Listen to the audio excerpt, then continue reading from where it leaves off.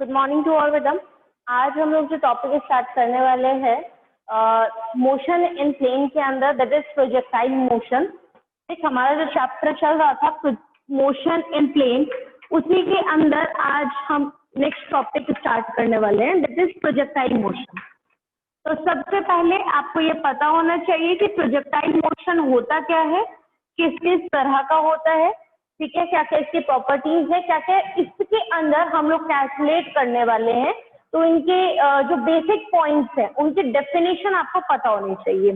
Projectile motion होता है कि जहां पे आप विदाउट यूजिंग एनी इंजन और एनी फ्यूल किसी भी ऑब्जेक्ट का मोशन देखते हो कि वो किस ट्रेजेक्टरी पे, किस पाथ पे जा रहा है। लेट्स सपोज आपने किसी एक ऑब्जेक्ट को लिया, ठीक है, और आपने उस ऑब्जेक्ट को किसी पे हाइट से, किसी भी बिल्डिंग से फेंक दिया, थ्रो किया, ठीक है। अब थ्रो करने के दो तरीके हो सकते हैं। आप उसको खाली ऐसे वर्टिकली ड्रॉप कर दो, आप उसको हॉरिजॉन्टली कुछ वेलोसिटी देके तब उसको ड्रॉप कर दो, या फिर आपने क्या किया, उसको नीचे की तरफ से वर्टिकली एक वेलोसिटी दी तब आपने उसको थ्रो किया।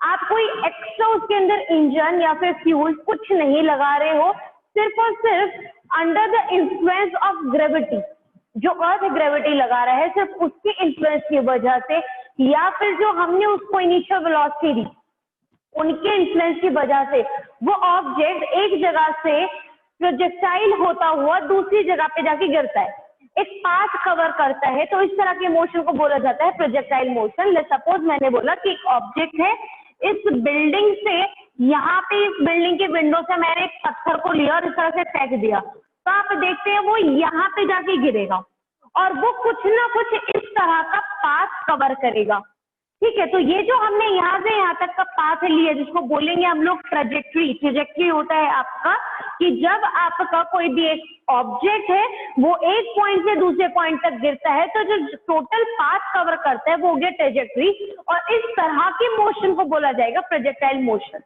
ठीक है। या फिर आपने सरफेस पे खड़े हो, वर्टिकली ग्राउंड सरफेस पे खड़े हो, और यहाँ से आपने किस स्टोन को लेके इस तरह से थ्रो किया।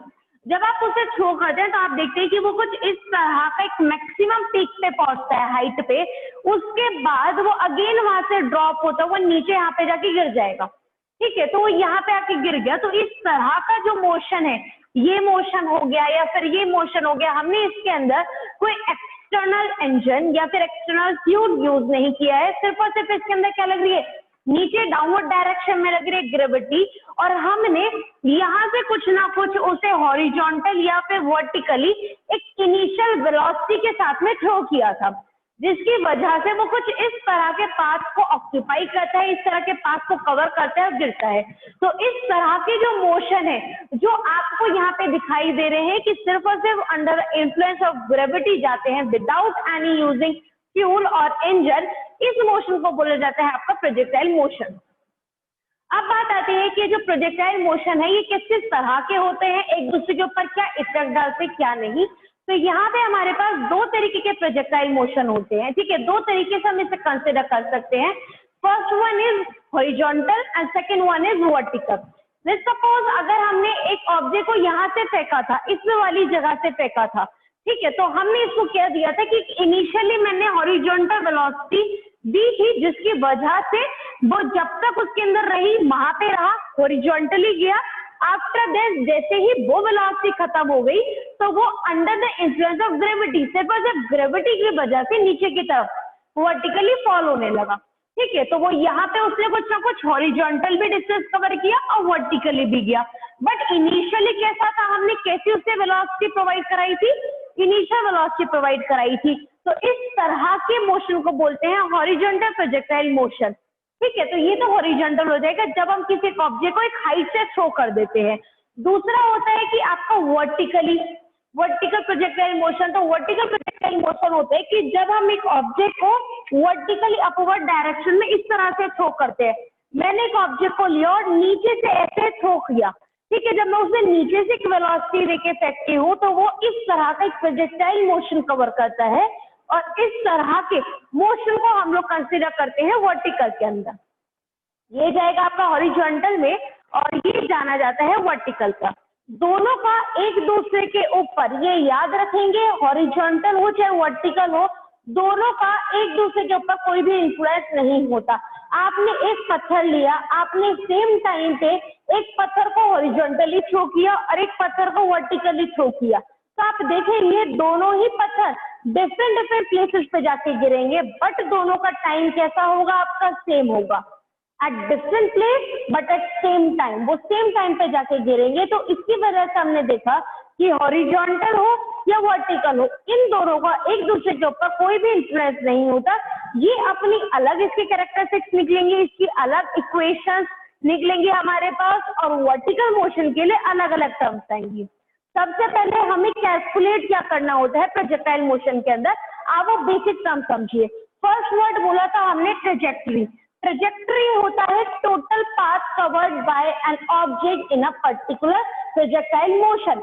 अगर आपको कोई भी एक ऑब्जेक्ट है और प्रोजेक्टाइल मोशन वो कवर कर रहा है, चाहे वो आपका हॉरिजॉन्टल हो चाहे वो वर्टिकल हो, बट एक पाथ उसने कवर किया, वो इस पोजीशन से ओ से वो ए तक आया, ठीक है, तो वो ओ से ए तक जो आया ये टोटल पाथ को बोला जाएगा ट्रेजेक्टरी, जिसके अंदर वो कहीं ना कहीं से थोड़ा चला, जब मिनिमम चला, बट हॉरिजॉन्टली भी चला है और कहीं ना कहीं वो वर्टिकली भी चला है। तो ट्रेजेक्टरी बेसिकली अगर हम उसे अपने न्यूमेरिकल के टर्म में, न्यूमेरिकल टर्म में एक्सप्लेन करना चाहे, तो आप उसे बोलेंगे कि it gives the relation between horizontal distance and the vertical distance of a body. ठीक है, कि यहाँ पे बॉडी ने कितना हॉरिजॉन्टल डिस्टेंस कवर किया, कितना वर्टिकल डिस्टेंस कवर किया, अगर हम उन दोनों चीज को कंबाइन कर दे तो टोटल पाथ निकल जाएगा। क्योंकि यहाँ पे भी बॉडी हॉरिजॉन्टली भी चली कुछ ना कुछ और वर्टिकली भी चली, मैं दोनों को ऐड कर दूं, हॉरिजॉन्टल डिस्टेंस को वर्टिकल डिस्टेंस को, क्या निकल के आ जाएगा टोटल पाथ, और उस टोटल पाथ को क्या बोलेंगे हम लोग, ट्रेजेक्टरी। ठीक है, तो यहाँ से यहाँ तक ओ से ए तक ये हॉरिजॉन्टल के अंदर ट्रेजेक्टरी पाथ होगा आपका।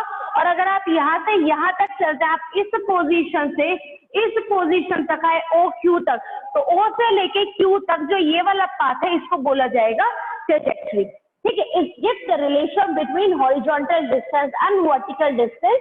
तो अगर हमें ट्रेजेक्टरी कैलकुलेट करनी है तो हमें ये दोनों चीज इंडिविजुअली कैलकुलेट करनी पड़ेगी और देन उनके बीच में एक रिलेशन हम निकाल देंगे। ठीक है, सेकेंड चीज आती है इसका time of the flight. Time of the flight मतलब कि वो हमने जहां से उसे थ्रो किया वहां से लेके अपनी डिजायर्ड पोजीशन तक जाने में, जो फाइनल पोजीशन पे वो पहुंचा है जहां हम उसे चाहते थे कि यहाँ पे आ जाए, टोटल पाथ जो उसने कवर किया वो कितने टाइम में कवर किया, तो इस चीज को बोला जाता है आपका टाइम ऑफ फ्लाइट। जैसे यहाँ पे ऑब्जेक्ट ओ से लेके ए तक आया, तो वो टोटल कितने टाइम में ये पूरा फ्लाइट उसने कवर करी, that is known as time of flight.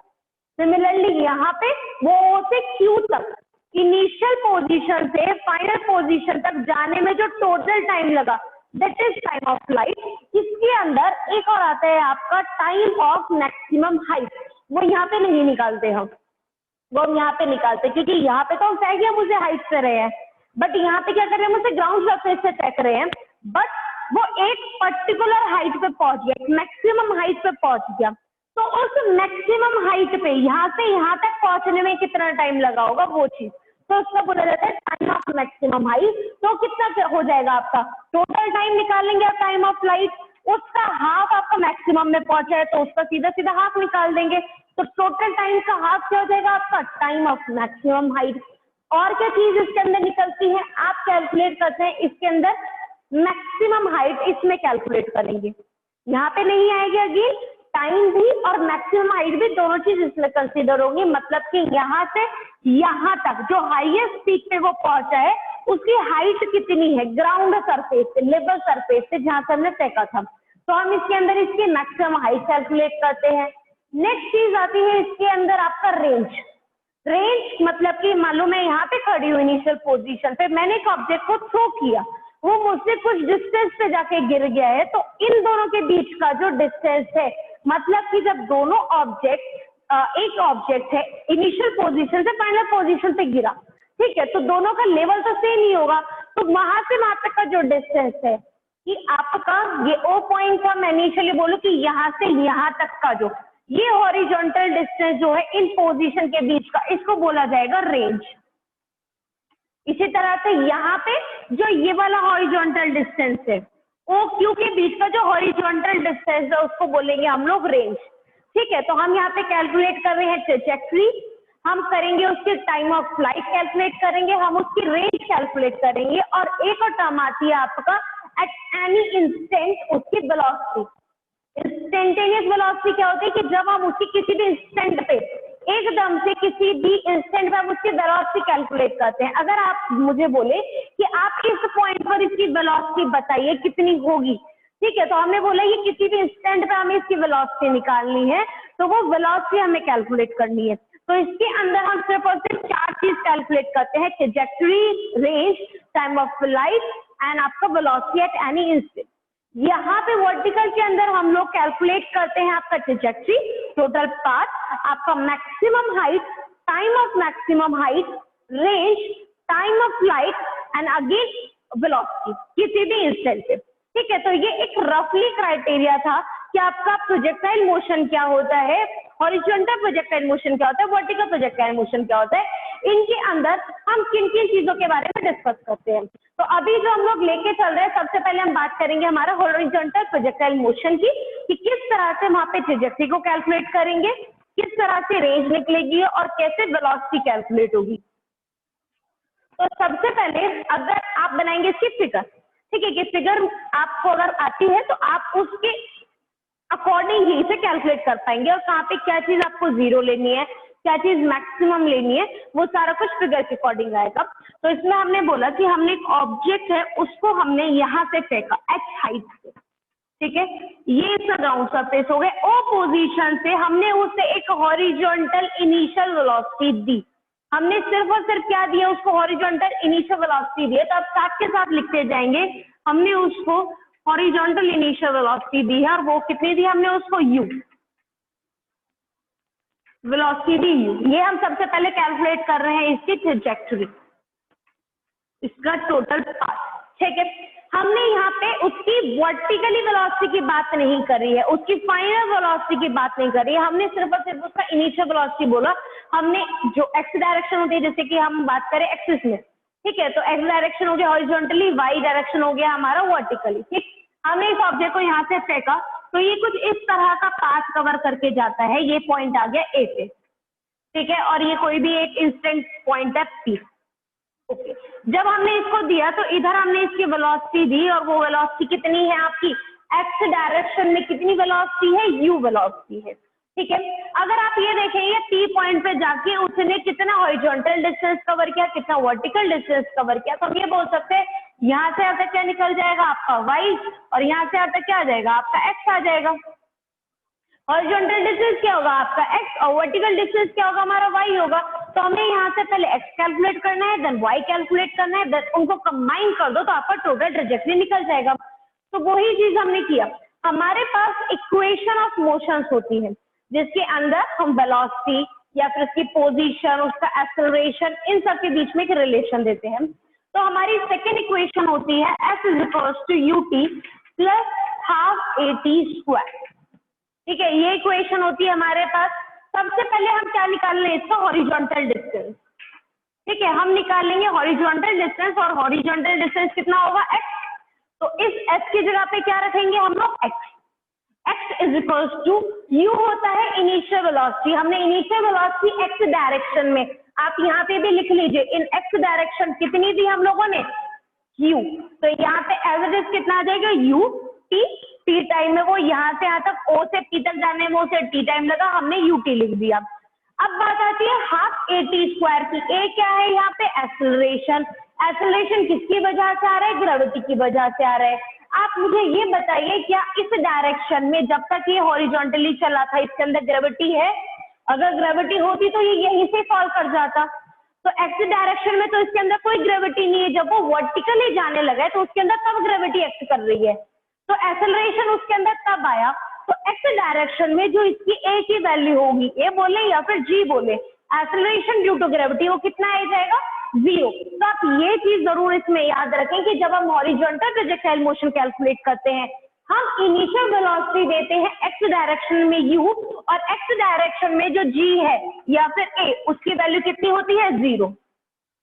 क्योंकि वहां पे उसके अंदर ग्रेविटी की वजह से एक्सेलरेशन नहीं है। अभी जितना एक्सेलरेशन हो रहा है वो किसकी वजह से हो रहा है, इस इनिशियल वेलोसिटी की वजह से हो रहा है।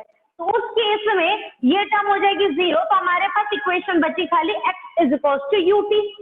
हमें निकालना क्या था, हमें x की वैल्यू निकालनी थी, हमने यहाँ से निकाली, इसको बोला हम लोगों ने फर्स्ट। ठीक है, अभी हम क्या कैलकुलेट करेंगे यहाँ से, vertical distance. Vertical distance calculate करने के लिए अगेन हम इस इक्वेशन में चलेंगे, x की जगह पे इस बार क्या रख देंगे, वर्टिकल डिस्टेंस, एंड वर्टिकली कितना होगा y। तो यहाँ पे आगे x की जगह पे y is equal to, vertical में क्या हमने इनिशियल वेलोसिटी दी थी ऑब्जेक्ट को, हमने कोई इनिशियल वेलोसिटी नहीं दी थी। तो उस केस में u की वैल्यू कितनी हो जाएगी, वर्टिकली के लिए 0। तो 0 इंटू टी कंप्लीट 0 हो जाएगा, प्लस हाफ इंटू ए क्या आएगा यहाँ पे, एक्सेलरेशन ड्यू टू ग्रेविटी, वो क्या रिप्रेजेंट करते हैं हम g से। ऑब्जेक्ट भी डाउनवर्ड डायरेक्शन में जा रहा है, ग्रेविटी भी डाउनवर्ड डायरेक्शन में जा रही है, तो इसकी वैल्यू कितनी ली जाएगी, पॉजिटिव g। तो ये एज इट इज आ जाएगा आपका हाफ g t स्क्वायर। ठीक है, तो यहाँ से y की वैल्यू हमें मिल जाती है y is equal to half g t square. ठीक है, इसको बोला हम लोगों ने सेकेंड। हमारे पास इंडिविजुअली हॉरिजॉन्टल डिस्टेंस आ गया, हमारे पास इंडिविजुअली वर्टिकल डिस्टेंस आ गया। इन दोनों के बीच में जो एक रिलेशन आता है उसे हम ट्रैजेक्टरी बोलते हैं। तो रिलेशन निकालने के लिए हम एक की वैल्यू को दूसरे के अंदर सब्स्टिट्यूट कर सकते हैं, और क्या इजी है हमारे लिए एलिमिनेट करना, t। हम यहाँ से अगर t की वैल्यू को निकालते हैं, कितनी आ जाएगी t की वैल्यू यहाँ से, हम इसको बोल सकते हैं t आएगा यहाँ से, t is equal to x over u। लिख सकते हैं t को, लिख सकते हैं हम x ओवर u, और इस t को यहाँ से उठा के हम सेकेंड इक्वेशन में रख सकते हैं।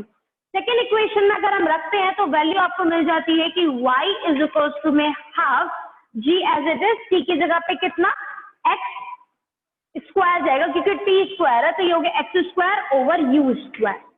ठीक है, हमें रिलेशन किस में चाहिए था, सिर्फ और सिर्फ x एंड y में, तो आपको एक रिलेशन मिल गया। तो आप यहाँ से बोल सकते हैं कि y इज इक्वल टू, जो ये टर्म है हमारे पास half g over u square, u हमने इनिशियली उसको प्रोवाइड करी थी तो उसके लिए कांस्टेंट होगी, g acceleration due to gravity constant है, हाफ एक न्यूमेरिकल वैल्यू कांस्टेंट है। तो ये सारी टर्म हमारे लिए कैसी होगी, कांस्टेंट। तो हम इसको किसी और कांस्टेंट टर्म से रिप्रेजेंट कर सकते हैं। हमने बोला कि y is equal to k x square, जहाँ पे k की वैल्यू क्या है आपका, half g over u square. ये हमने k एक कांस्टेंट रिप्रेजेंट कर दिया ओवरऑल टर्म के साथ। तो यहाँ से हॉरिजॉन्टल प्रोजेक्टाइल मोशन में जो हमारी ट्रेजेक्टरी निकल के आती है, that is y is equal to k x square. Horizontal distance और वर्टिकल डिस्टेंस के बीच में एक रिलेशन आ जाता है। ठीक है, और ये जो एक क्वाड्रेटिक इक्वेशन आपको मिल रही है, that is the trajectory of this object और दिस पाथ। इस पाथ का जो ट्रेजेक्टरी है वो कितना होगा हमारे पास, y is equal to k x square. ठीक है, ये हॉरिजॉन्टल के अंदर प्रोजेक्टाइल मोशन की ट्रेजेक्टरी हो गई। नेक्स्ट अब हम निकालेंगे इसके अंदर, कैलकुलेट करते हैं इसका टाइम ऑफ फ्लाइट कितना होगा। ठीक, अगर अब हमें टाइम देखो, स्मॉल टी है किसी भी इंस्टेंट पे, ठीक है, और कैपिटल टी होता है टोटल टाइम। तो यहाँ पे ऑब्जेक्ट ओ पोजीशन से ए तक गया, टोटल टाइम लिया, तो टाइम ऑफ फ्लाइट हम टोटल टाइम निकालना चाहते हैं। तो अब सेकेंड टर्म हम निकालेंगे इसके अंदर, टोटल टाइम।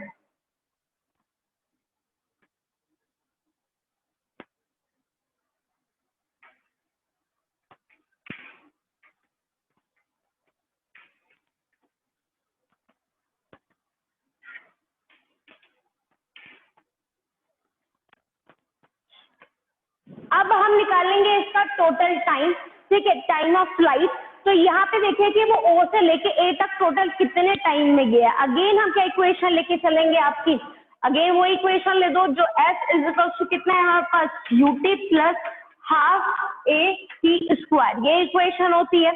ओके, टोटल सबसे पहले s क्या होता है, उसका पोजीशन, तो वो कहां से कहां तक गया, कितना उसने डिस्टेंस कवर किया। तो अगर हम इसको इस तरह से देखते हैं वर्टिकली, तो टोटल डिस्टेंस तो कितना कवर किया उसने, जितनी उस बिल्डिंग की हाइट है। ठीक है, वर्टिकली तो वो इतना ही गया, तो यहाँ से h की वैल्यू कितना हो जाएगी आपका, h इज इक्वल्स टू, क्योंकि ये चीज आपको वर्टिकली जा रही है, तो वर्टिकल में अगेन जो हमारी इनिशियल वेलोसिटी थी वो कितनी है, 0। तो ये टाइम आ जाएगा आपका 0 into total time t plus half A की जगह पे क्या आएगा एक्सेलरेशन, क्योंकि ये under the influence of gravity जा रहा है तो ए को रिप्रेजेंट करेंगे हम जी से, तो यहाँ पे आएगा जी और टी की जगह पे total time that is T square. ठीक, ये वाली टर्म ओवरऑल 0 हो जाएगी, तो यहाँ से बचता है हमारे पास h is equal to half g t square. निकालना क्या है हमें, ये वाला टाइम t। ठीक है, तो ये वाली टर्म अगर दूसरी साइड जाती है तो ये बनता है आपका 2h over g is equal to t square, या फिर t की वैल्यू निकल जाएगी यहाँ से t is equal to under root में 2h ओवर g। ठीक है, तो ये क्या निकल जाता है हमारे पास टाइम ऑफ फ्लाइट किसमें, हॉरिजॉन्टल प्रोजेक्टाइल मोशन में, जहां पे h है उसकी टोटल वर्टिकल हाइट, जिस बिल्डिंग से आपने उसे फेंका उसकी हाइट कहाँ पे आ जाएगी h की जगह पे, और g क्या आ जाएगा आपका acceleration due to gravity, that is known as आपका टाइम ऑफ फ्लाइट। ठीक है, नेक्स्ट टर्म निकालते हैं हम इसके अंदर रेंज। यहाँ पे हम लोग साइड में लिख लेते हैं हमने क्या क्या निकाला, ट्रेजेक्टरी निकाली थी y के एक्स स्क्वायर, जहाँ पे k की वैल्यू थी आपका half g over u square. ठीक, सेकेंड टर्म हमने निकाली time of flight t is equal to कितना अंडर रूट में 2h ओवर g, ये टाइम ऑफ फ्लाइट निकाली। अभी हम लोग निकाल रहे हैं इसके अंदर रेंज। ठीक है, नेक्स्ट टर्म आती है रेंज, और रेंज आपको क्या बताया उसका हॉरिजॉन्टल डिस्टेंस। अब यहाँ पे देखिए सबसे पहले हमारे पास एक फॉर्मूला होता है स्पीड का, और स्पीड का फॉर्मूला होता है आपका डिस्टेंस अपॉन टाइम टेकन। ठीक, दूसरी चीज जब भी हम एक स्ट्रेट लाइन में मूव करते हैं तो उस केस में आपका स्पीड और वेलोसिटी आपस में कैसे होते हैं, इक्वल होते हैं। एक ही पॉइंट है कि मेरा path moves in a straight path. ठीक है, जब वो स्ट्रेट पाथ में ये लीनियर मोशन करता है तो उस केस में स्पीड और वेलोसिटी आपस में इक्वल होते हैं। तो सीधा सीधा हम यहाँ से बोल सकते हैं अगर हमें हॉरिजॉन्टल डिस्टेंस निकालना है, रेंज का मतलब हॉरिजॉन्टल डिस्टेंस, तो हॉरिजॉन्टल डिस्टेंस यहाँ से यहाँ तक क्या हो जाएगा आपका, कैसे निकलेगा, उसको निकाल देंगे इसका वेलोसिटी इनटू में क्या उसका टोटल टाइम। ठीक है, उसके horizontal velocity into total time. Horizontal velocity x direction में हमने कितनी दी थी इसको इनिशियली, u दी थी, into total time of flight हमने अब भी कैलकुलेट किया था, कितना है हमारे पास अंडर रूट में 2h ओवर g। तो यहाँ से जो रेंज है, रेंज की वैल्यू कितनी आ जाएगी हमारे पास, u अंडर रूट में 2h ओवर g। तो ये निकल जाती है हमारी रेंज। रेंज निकलेगी आपका horizontal velocity into total time. ठीक है, अगर आप हॉरिजॉन्टल डिस्टेंस निकालना चाहते हैं तो उसको वेलोसिटी को, हॉरिजॉन्टल वेलोसिटी को उसके टोटल टाइम ऑफ फ्लाइट के साथ प्रोडक्ट कर दीजिए, आपका रेंज निकल जाएगा। ये थर्ड चीज थी। फोर्थ चीज हम इसके अंदर निकालते हैं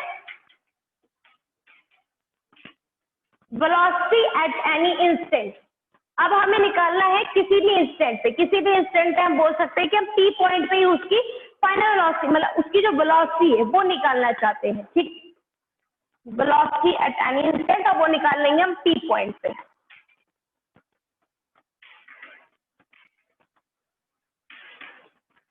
इस पॉइंट पे, तो यहाँ तक आते आते वो हमारा जो ऑब्जेक्ट है कुछ ना कुछ हॉरिजॉन्टल भी चला है और कुछ ना कुछ वर्टिकल भी चला है।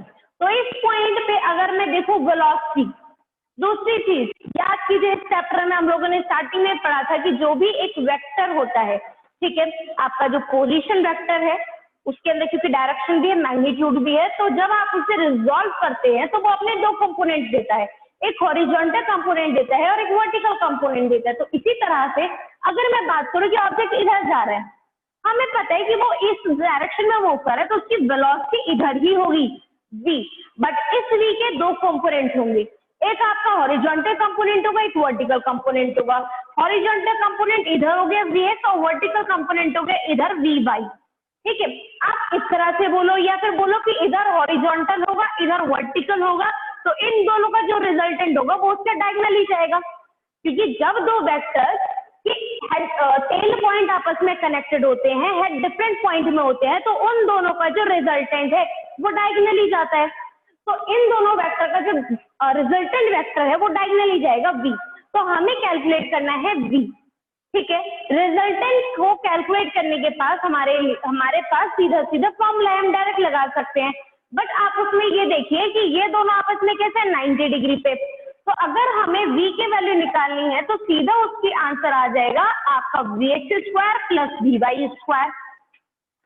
क्यों हम डिटेल में जाए, हम डायरेक्ट वो केस यूज कर सकते हैं कि जब दो वेक्टर्स हैं आपस में परपेंडिकुलर होते हैं तो उनका रिजल्टेंट वेक्टर इस तरह से दिया जाता है कि r इज इक्वल टू में under root a square plus b square, दोनों वेक्टर्स का स्क्वायर। यहाँ पे अब आप ये बताइए कि हॉरिजॉन्टल के अंदर वेलोसिटी कितनी दी थी हमने, u दी थी, u स्क्वायर, प्लस वर्टिकल के अंदर कितनी दी थी हम निकाल सकते हैं, जैसे कि आप बोले कि v square v is equal to u plus 80 होता है, ठीक है, हम यहाँ से कैलकुलेट कर सकते हैं। जब हम इसको x डायरेक्शन में निकालेंगे, हम vx में निकालेंगे, ठीक है, तो vx के अंदर खाली कितनी टर्म आएगी u, ये वाली टर्म कितनी हो जाएगी 0। हम निकाले इसको vy में वर्टिकली, तो वर्टिकली हमने इनिशियली तो कुछ नहीं दी थी, वो जाएगा 0 प्लस एक्सेलरेशन किसके बराबर होगा, एक्सेलरेशन ड्यू टू ग्रेविटी और टोटल टाइम t। तो vx की वैल्यू तो कितनी होगी u और vy की वैल्यू कितनी होगी हमारे पास gt। तो यहाँ से लिख सकते हैं इसको वैल्यू कितनी हो जाएगी gt का होल स्क्वायर। तो यहाँ से ये चीज क्या दे देगा आपको, इसकी final velocity at any instant, ठीक है। तो ये आपका था हॉरिजॉन्टल प्रोजेक्टाइल मोशन, जिसके अंदर आप इसकी सारी टर्म्स निकाल सकते हैं। फर्स्ट इसका ट्रेजेक्टरी, देन इसका टाइम ऑफ फ्लाइट, इसकी रेंज और किसी भी इंस्टेंट पे इसकी वेलोसिटी। तो ये सारे कुछ आपका मेथड और फॉर्मूला से जिसको यूज करके आप एक हॉरिजॉन्टल प्रोजेक्टाइल मोशन के अंदर ये सारी टर्म्स को कैलकुलेट कर सकते हैं।